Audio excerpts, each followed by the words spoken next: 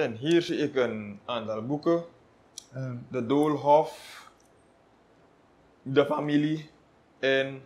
Doolwijk. Nee, dat hoort gewoon in dat boek. Oh, hoort in het boek. Ja, vertelt u. Wat is zo bijzonders waardig aan deze twee boeken? Mag ik het even hebben? Dus beide. Ja. Dus niet dat ik mijn familie hier op de hoorgrond ben komen plaatsen, maar dus op een gegeven moment, ik heb 2 keer een reis gemaakt door Latijns-Amerika. Dus alle Zuid-Amerikaanse landen, niet Latijns-Amerika, de Zuid-Amerikaanse, uitgezonderd de Caribisch gebied en Midden-Amerika. Alle landen van Zuid-Amerika heb ik bezocht, niet als toerist, ik heb er gewoond en gewerkt. En op 3 occasions ben ik op ceremonie geweest, bijvoorbeeld in Argentinië. Kom je bij de gauchos, dat zijn geweldige van die grote, sterke soort boeren vandaar. En dan hebben ze zo'n spirituele andere dingen, je zou maar zeggen cultuur dingen, hele geslachter, bloedrunderen en zo. En dan voorspelt die man mijn toekomst, of hij vertelt me ze. En die man zegt maar, ik ben een loe man. Ja.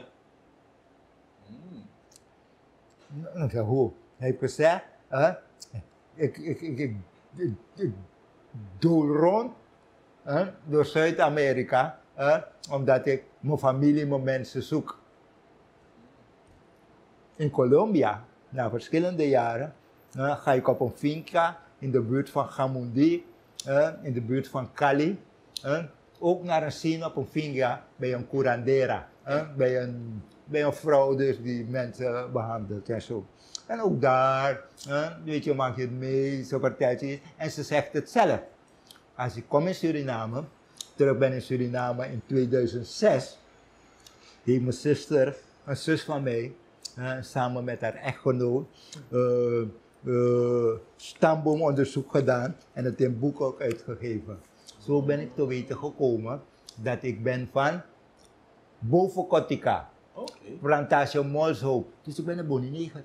Ja. Dus ik ben, toen ben ik het gaan denken, toen heb ik me gezien werkelijk als een lowe man. Ja. Zoekende naar vrijheid, oprechtheid, van weg onder het juk. Dus daarom heeft het me aangesproken. Hè?